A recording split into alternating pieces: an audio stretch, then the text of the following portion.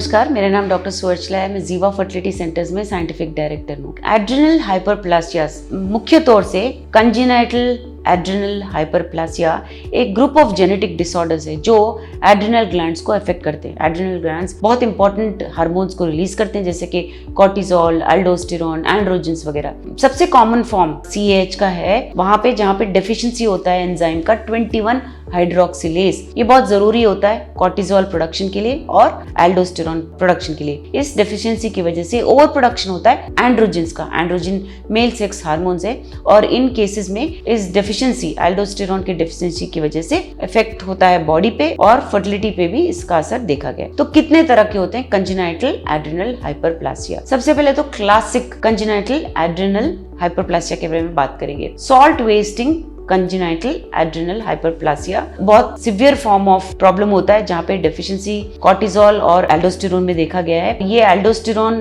नहीं होने की वजह से सोडियम रिटेन नहीं होता है जिसकी वजह से सॉल्ट वेस्टिंग डिहाइड्रेशन होता है और ये पोटेंशियली लाइफ थ्रेटनिंग भी हो सकता है बचपन में। नेक्स्ट है सिंपल विरलाइजिंग CAH। ये फॉर्म कॉर्टिसोल के डेफिशिएंसी की तरह दिखता है लेकिन एल्डोस्टेरोन प्रोडक्शन या ठीक होता है ये बहुत कम होने के चांसेस भी होते हैं। इसका मेन फीचर होता है ओवर प्रोडक्शन एंड्रोजेंस का जिसकी वजह से विरलाइजेशन यानी मेल फिजिकल कैरेक्टरिस्टिक्स देखे जाते हैं महिलाओं में। फिर आता है नॉन क्लासिकल CAH। इसे लेट ऑनसेट CAH भी कहा जाता है। ये एक माइल्ड फॉर्म है और यूजुअली लेटर अडल्टहुड में देखा गया है। इसके दौरान प्यूबर्टी या अडल्टहुड में पार्शियल 21 हाइड्रोक्सिलेज डेफिशिएंसी की वजह से mild to moderate androgen levels देखे गए हैं। जिसका असर क्या होता है महिलाओं में देखते हैं। जैसे मैंने कहा विरलाइजेशन और abnormal genital development. Classic CAH में सिंपल विरलाइजिंग फॉर्म यानी कि मेल फीचर्स दिखेंगे, जेनाइटल फीचर्स जैसे कि एक्सेस एंड्रोजन प्रोडक्शन की वजह से मैस्कुलिनाइजेशन देखा जाता है जेनेटिलिया में, फीमेल्स में स्पेशली, और इसकी वजह से सेक्सुअल फंक्शन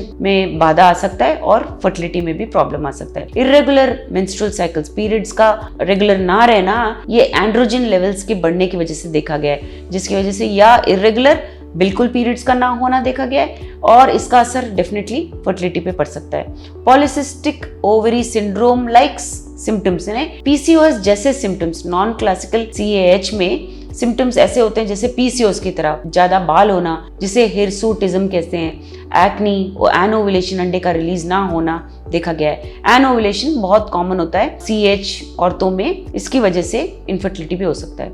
ओवेरियन रिजर्व भी कम हो सकता है। कुछ स्टडीज ये भी बताते हैं कि CAH की वजह से ओवरीज में जो अंडे होते हैं उनका कम होना देखा गया है, फर्टिलिटी पोटेंशियल भी कम होना देखा गया है। ये इसलिए होता है क्योंकि क्रॉनिक एक्सपोजर, लगातार एक्सपोजर होता है एलिवेटेड एंड्रोजन लेवल्स, ये जो एंड्रोजन हार्मोन्स हैं ये बढ़ते रहते हैं, इसीलिए इसका असर देखा गया है। प्रेगनेंसी कॉम्प्लिकेशंस भी देखे गए हैं। CAH महिलाओं में हायर रिस्क होता है प्रेगनेंसी के दौरान। प्री टर्म बर्थ हो सकता है, gestational diabetes, hyper sensitive disorders, और इन महिलाओं में हार्मोन लेवल्स ठीक होने चाहिए सक्सेसफुल प्रेगनेंसी के लिए। पुरुषों में रिड्यूस्ड स्पर्म प्रोडक्शन देखा गया है। पुरुषों में ये एंड्रोजन लेवल्स बहुत ज्यादा होने की वजह से हाइपोथैलेमिक पिट्यूटरी गोनाडल एक्सिस पे असर पड़ता है जिसकी वजह से स्पर्म प्रोडक्शन कम हो सकता है और इनफर्टिलिटी हो सकता है। टेस्टिकुलर एड्रिनल रेस्ट ट्यूमर्स जिसे टार्ट कहा जाता है वो भी हो सकता है। जो क्लासिक CAH होता है उसमें हार्मोनल कंट्रोल ठीक से नहीं होता है और इनकी वजह से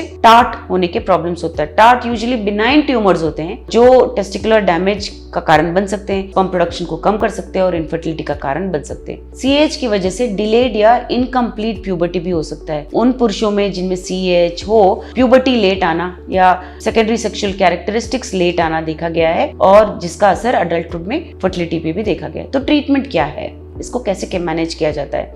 ग्लूकोकॉर्टिकॉइड ट्रीटमेंट दिया जाता है। ये अक्सर मेन टाइप ऑफ ट्रीटमेंट है जहां ग्लूकोकॉर्टिकॉइड रिप्लेसमेंट थेरेपी दिया जाता है जिससे एंड्रोजन प्रोडक्शन को कम किया जाता है। प्रॉपर डोसेज इसका बहुत जरूरी होता है जो बैलेंस कर सकता है एंड्रोजन्स के प्रोडक्शन में लेकिन मिनिमाइजिंग साइड इफेक्ट्स के साथ। मिनरल कॉर्टिकॉइड रिप्लेसमेंट थेरेपी भी होता है जिसमें सॉल्ट वेस्टिंग CAH का जो फॉर्म है इस पे असर बहुत अच्छा होता है। ये बहुत जरूरी होता है सोडियम बैलेंस के लिए और ब्लड प्रेशर मेंटेन करने के लिए। फर्टिलिटी ट्रीटमेंट की अगर हम बात करें, उन महिलाओं में जिनमें ये CAH प्रॉब्लम देखा गया है, ओवुलेशन इंडक्शन के लिए, अंडा रिलीज के लिए क्लोमिफेन सिट्रेट, गोनाडोट्रोपिन्स दिए जाते हैं। सीवियर केसेस में IVF भी किया जाता है। पुरुषों में जिनमें CAH रिलेटेड इनफर्टिलिटी हो, हार्मोनल थेरेपी दिया जाता है या फिर IVF द्वारा, ICSI द्वारा सक्सेस बढ़ाने की कोशिश की जाती है। सर्जिकल इंटरवेंशंस भी होते हैं, स्पेशली जब फीमेल्स में जेनाइटल इश्यूज होते हैं तो रिकंस्ट्रक्टिव सर्जरी करके नॉर्मल जेनाइटल अपीयरेंस और उसके फंक्शन के लिए भी ट्राई किया जा सकता है। लेकिन लाइफ लॉन्ग मॉनिटरिंग जरूरी होता है इन हार्मोन लेवल्स का, रेगुलर फॉलोअप जरूरी होता है एंडोक्राइनोलॉजिस्ट से, स्पेशली CAH अगर हार्मोनल इम्बैलेंस की वजह से हो रहा है तो ये सब अगर कंट्रोल में रहेगा, फर्टिलिटी इश्यूज को कम करने में मदद होगा। इसके बारे में और जानकारी के लिए अवश्य जीवा फर्टिलिटी सेंटर से। Thank you. हमने इस वीडियो को बनाने में बहुत मेहनत की है, जरूर हमें सब्सक्राइब और लाइक कीजिए। Thank you.